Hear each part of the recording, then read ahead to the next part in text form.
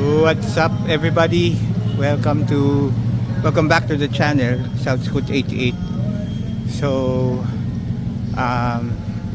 pasensya na guys ha. Sobrang wala tayong upload.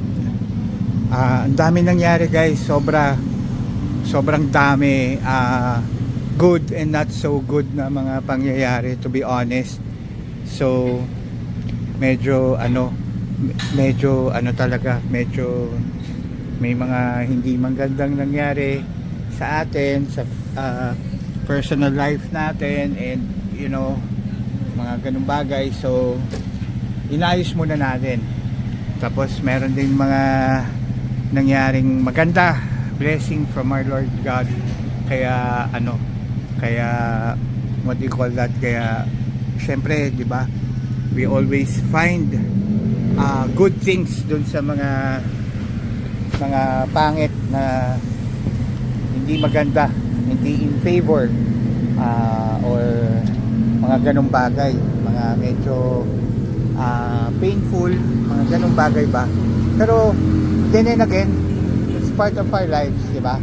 So yun, ayusin ko lang to. Ngayon lang ako nakalabas after some time, no? Parang it took me siguro mga 3 months, to be honest. So anyways, going back, no? So kamusta kayo? I hope everybody's doing okay, doing fine. Nag-enjoy sa mga motor nyo. Okay, so sa akin, ito. So, wala naman siyang major na what you call that, na pinagbago or may nadagdag, may simple lang tayong nadagdag. Well, actually, ano pa ba update? Okay naman, yung takbo niya ganun pa rin. Hanggang ngayon, napapasaya niya ako. Hanggang ngayon na what do you call that, susurprise pa rin ako sa power niya. So nag Italian tune up ang tawag namin doon. Before pa yun nung mga nagbibig bike. Italian tune up yung pag matagal yung hindi nagamit yung motor mo, kailangan mo siyang, well, ginagawa yun pag carburetor yata. Well, anyways, yung time na yun naka-carb ako noon yung FZR 400 double R ko, SP. So 3TJ yung chassis number nun. Basta kung familiar kayo doon. Anyways, yun. So naging habit ko na yun to do sa scooter, sa FI or whatsoever. So pag matagal ko siya hindi nagagamit, mga months or mga ganun, 1 month or 2 or ganyan, I make it to a point na pag linabas ko siya, talagang ngayon umaabot ako ng mga 8,500 RPM yung sa mga short burst. Okay, so teka lang guys iinom lang akong wait lang, iinom lang ako ng drinks ko kasi parang rin yun yung tinakbo ko siguro mga 30 siguro, 30-40 kilometers na medyo hataw, medyo pag may free, pag may open yun.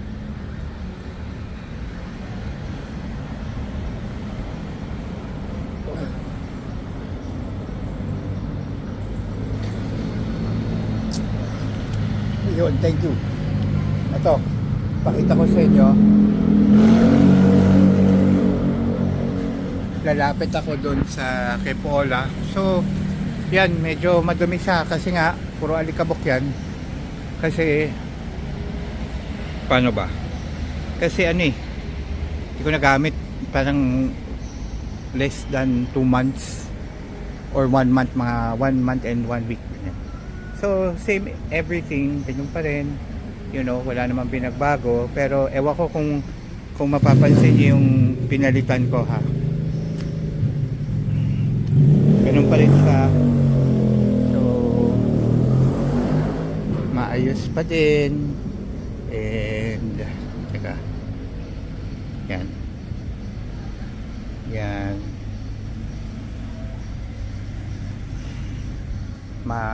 what do you call that,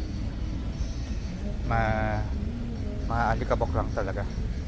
Hindi ko na nalinis eh. Dami talaga, dami nangyari guys. So yan, wala naman nagbago sa performance niya sa mga performance parts.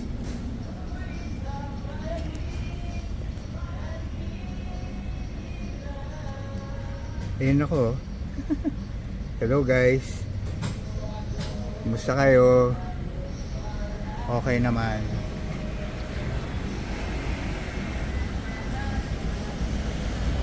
So dun sa mga nakaka-memorize no, eto na bago ko.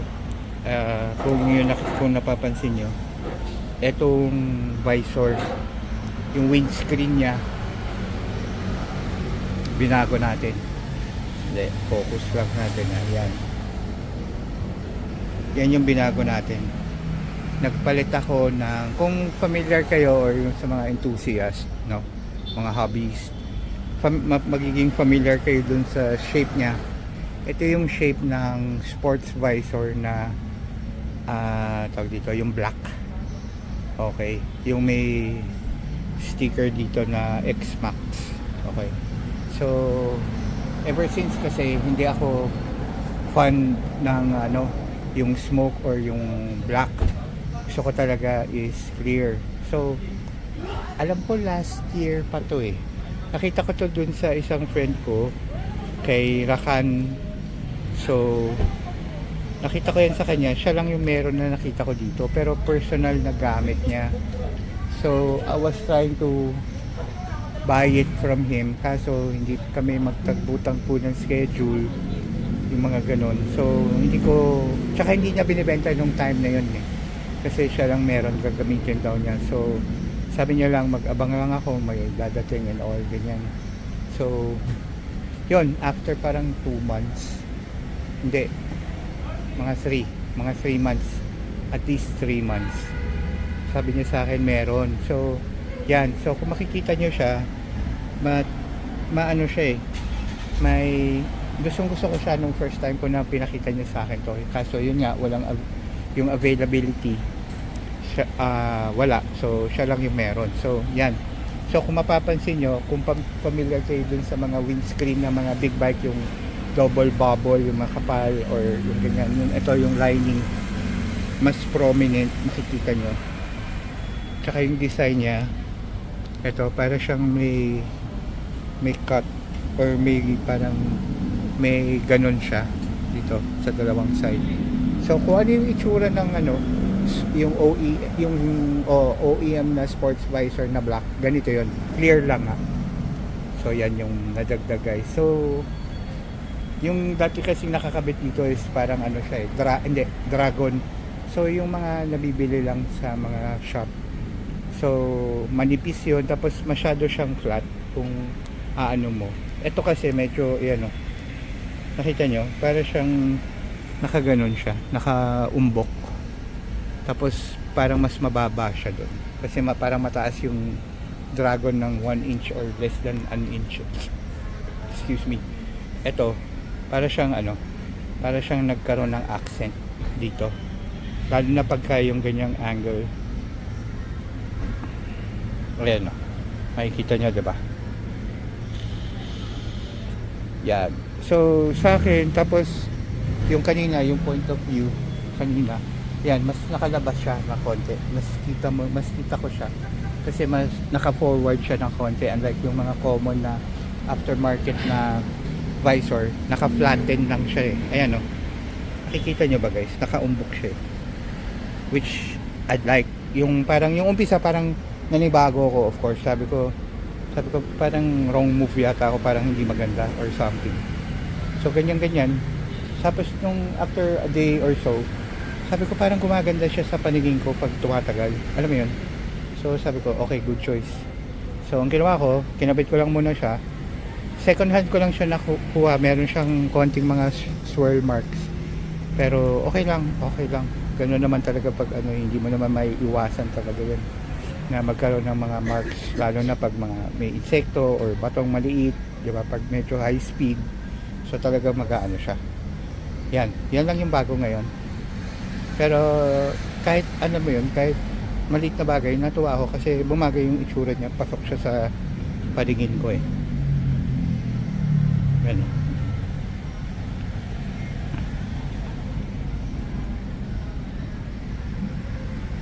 Ayan, nagkaroon ng character yung ano niya dito sa part niya. Nagkaroon siya ng character. Natutuwa ako. Yun. Tapos ano pa ba? Wala na, yun lang eh. Yun. Ano pala ako, tawag dito, what do you call that? Sabi ako dun sa, usap muna tayo guys konti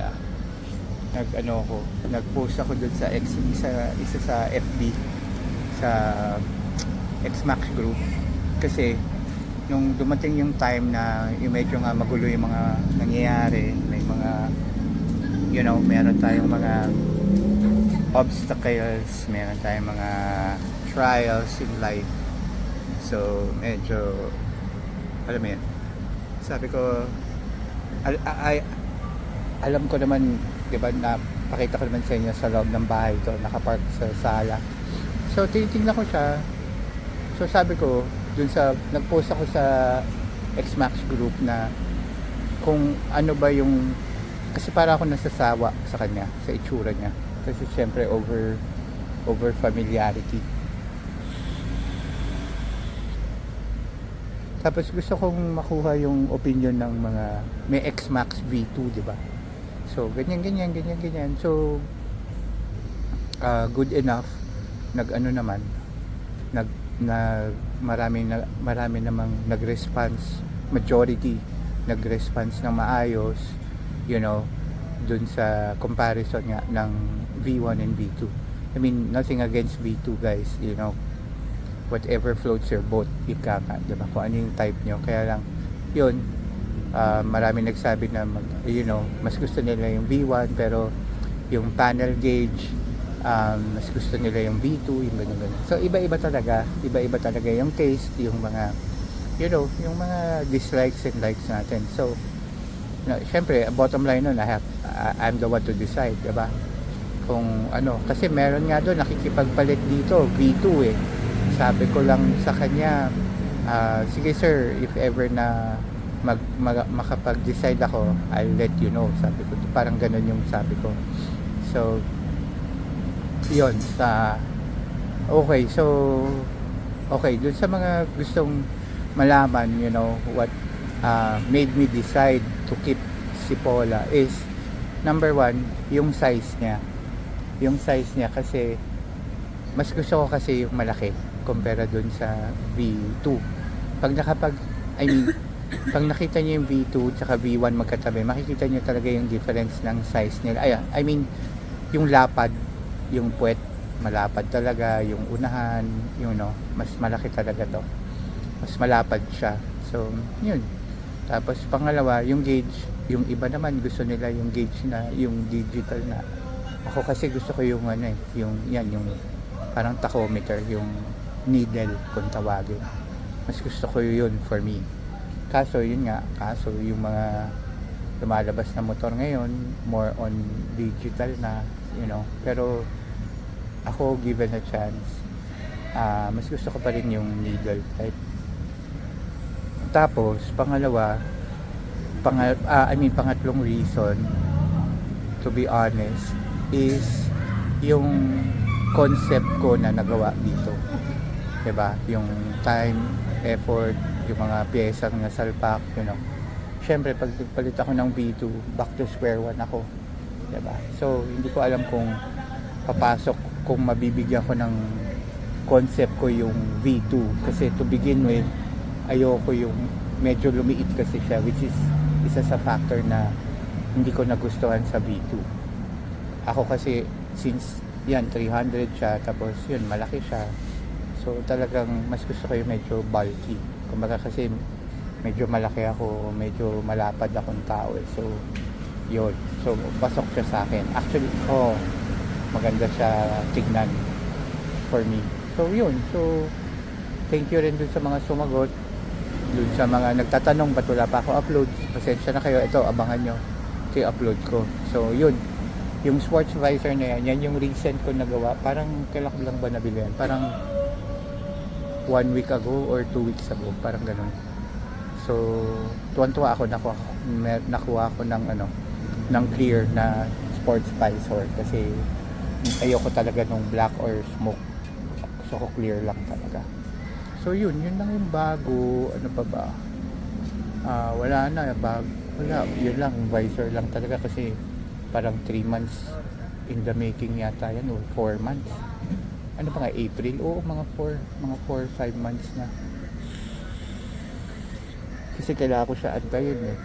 Kasi nga, nag-iisa lang yung item. So, syempre, para buti na lang sinabihan niya ako na yun, may available na isa. So, pinuntahan ko dun. So, okay naman, kompleto, kasama yung mga tornilyo and all. So, wala na akong iintindihin na bibilin pa. Salpak, ako na lang nagsalpak. So, sinalpak ko na lang siya. So, yun. Ang next plan ko, honestly guys, gusto ko ng isang highway legal. To be honest, gusto ko i-keep to si Paula hanggat maaari if my budget permits, sana kaya naman. Kaya lang syempre ang kalaban ko dito yung pagmamadali, yung pag naging alam niyo naman yan, 'di ba? Pag gusto mo mag-upgrade, 'di ba? Syempre definitely magmamadali kayo, which ilang beses na muntik-munti ka na. Kaya lang, yun nga, parang kailangan ko mag-isip kasi napamahal na sa akin to. Of course, wala namang factor yun, when you sell it. It's just that, ang point ko kasi, pag kumuha ko isang highway legal, gusto ko sana kasi, sports bike, to be honest. Kasi gusto ko yung last hurrah na makapag sports bike ako ulit. And then I'll keep Paula kasi para yung pang ikot-ikot, yung tambay-tambay, yung mga short ride, kasi alam naman mag big bike, mag sports bike ako. Ang hinahanap ko, hindi pa kasi ako makapag-try. I wanted sana mag-try pag meron na akong enough budget. Gusto ko sanang sampahan yung mga ang first priority ko sana yung S1000 double R, or kung hindi yon, yung CBR Fireblade na double or triple R. Tapos ano pa ba, yun lang yung yung Suzuki na GSX R 1000R ng Suzuki, yon sa mga liter bike. Tapos ngayon naman, sabi ko, gusto ko kasi makasampa, gusto ko malaman kung kakayanin ko, yung height, yung weight, yon. Ngayon, ang next option ko is 6R, yung ZX6R ng Kawasaki. Gusto ko rin makasampa doon, para malaman kung kaya ko ba and all, kung gets ko pa. Siyempre, magkaiba sila, scooter and sports bike. So may clutch and what everything, yung mga bago, yung style, yung riding style, riding position. So yun, pero gusto ko talaga mag sports bike. Pwede naman ako bumili ng mga CB650R or mga ganyan, or yung XXR na 900. Kaya lang siguro gusto ko munang i-try bumalik sa sports bike. Yun yung gusto ko muna, na malaman ko sa sarili ko if if kaya ko pa for the last time, na yun, kumbaga highway from point to point lang, yung ganun lang, maka-experience lang na highway and yung feels ng sports bike, kasi galing nga ako yung nag-iisang big bike ko was Yamaha na FZR 400 RR SP, yung special production nila. So pang circuit kasi yun, pang track. So pero legal papers yun, nagagamit yun, nababiyahe ko yun ng Pampanga, ng Clark Speedway. So yun yung yun yung mga ginagawa ko lately, aside dun sa mga personal na iniintindi natin. Yun sana, kasi syempre 'di ba, kung gusto ko madaliin, saglit lang yun, benta ko lang si Paula or benta ko siya, or swap add ng cash, mas madali for me kasi mas makakatipid ako. Pero yun nga, parang ang kalaban ko kasi yung sarili ko, guys. Syempre kinakati tayo mag-upgrade and kinakati rin tayo mag-highway, di ba? Yung maka-feel ng speed, kasi kung mapapansin nyo, medyo mahilig tayo sa adrenaline rush, yung speed, yun medyo mainit pa tayo doon eh. Kaya ayoko pa nung CBR, yung 650R, yung XSR, yung mga standard or yung mga parang open na yung mga basta yung mga standard looking, kasi yung tawag namin nung panahon namin, standard in sports, diba? Ngayon kasi may mga hyper naked, ganyan. Hindi ko pa siya ma-appreciate eh. So kilala niyo naman ako, guys. It's either I get the thing that I like or not get it at all. Ganun ako. So ayoko mag-settle sa pwede na to, ito na yung pasok sa budget ko, those stuff. Ayoko nun. Gusto ko, kung kailangan ko talaga, yun nga, mag-antay and to be patient enough to wait for the right timing, I will. Pero as of now, yun, nakwento ko lang sa inyo, guys. So ang inaay ko talaga, sumampa muna sa S1000 RR kung kakayanin ng budget, sa Honda sa CBR 100 yung 5 blade na liter bike. Tapos yun lang, yung Suzuki na GSX-R 1000R, yun. Ang hinahabol ko yung height eh. And of course, syempre yung price, 'di ba? Yung price point, syempre magkaiba yun. Malayo yun, lalo na yung dalawa. I mean, hindi naman ganun kalayo. Yung S1000 kasi tsaka yung mahal eh. Yung 5 blade. So yung GSX-R 1000R, yung Suzuki, alam ko 1.1 ba or 1.2 lang compare doon sa dalawa, no? So we'll see. Tapos syempre yung nag-check na rin ako nung ZX6R, yung 6R na Kawasaki, yun syempre mas mura yun. So parang nagtaas na nga sila eh. Parang si Kawasaki yung 6R nila nasa 720 na yata eh. Before parang nasa 700 lang eh. So yun, so medyo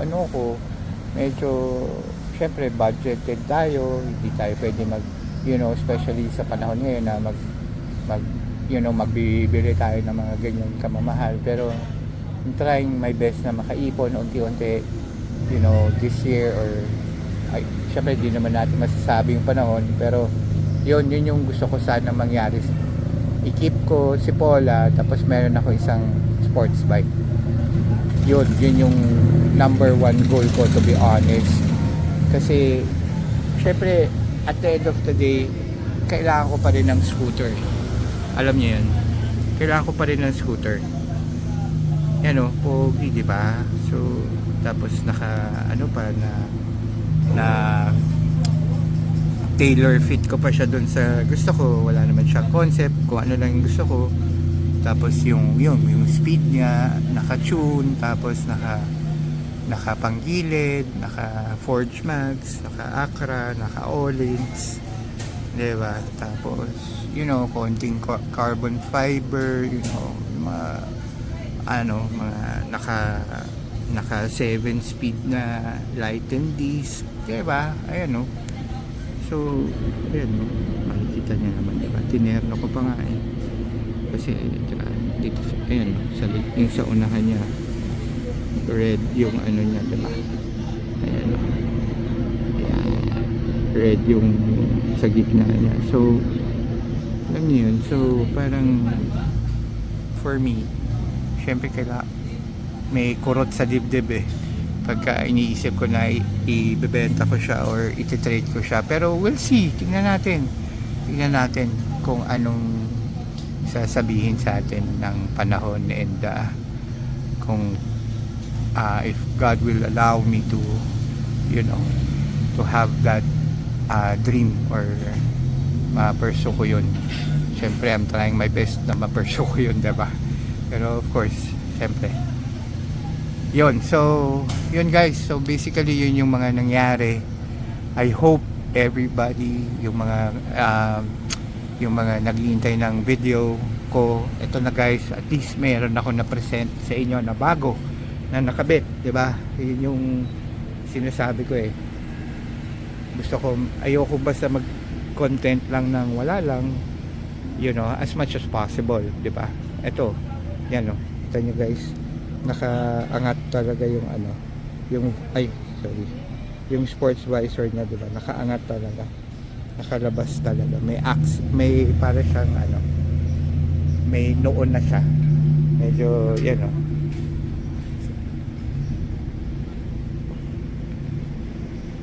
Tell me guys kung mas gusto niyo yung dragon na visor or this one. Pero for me, mas bumagay to.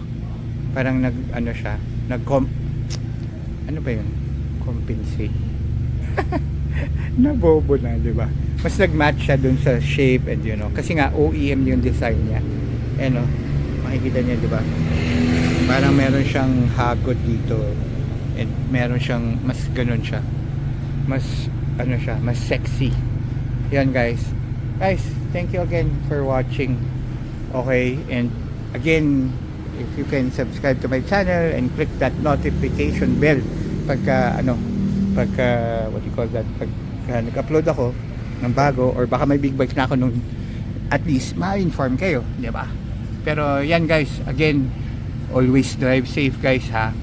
Yung init ng ulo, kikita niyo naman sa SOCMED, di ba? Madaming nangyayari ngayon. Huwag na tayo dumagdag and huwag na tayo magsisi. Let's avoid na magsisi tayo sa huli. Guys, na dumating yung panahon na wala na, it's too late. So ako, sinasabi ko rin yun sa sarili ko kasi minsan syempre, diba? Pero again guys, always drive safe, enjoy the ride. God bless us all. Thank you guys ha, thank you. Ride safe. Thank you, South Scoot 88.